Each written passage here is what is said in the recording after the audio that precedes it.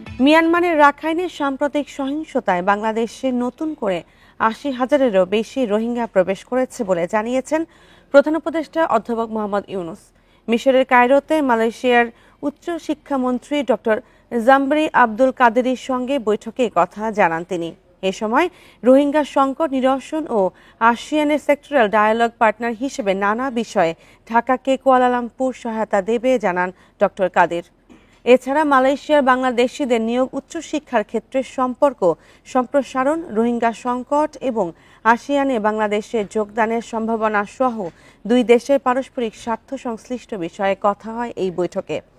এ সময় ২০২৬ সালের প্রথমার্ধে নির্বাচন আয়োজনের পরিকল্পনার কথাও জানান অধ্যাপক ইউনূস।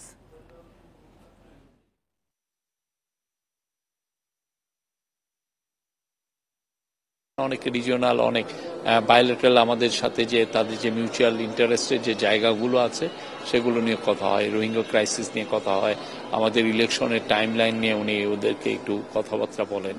এছাড়া আমরা কোথায় কোথায় আমাদের তাদের সাথে জোরদার সম্পর্ক করতে পারি সেই সমস্ত বিষয় নিয়ে আলাপ হয়।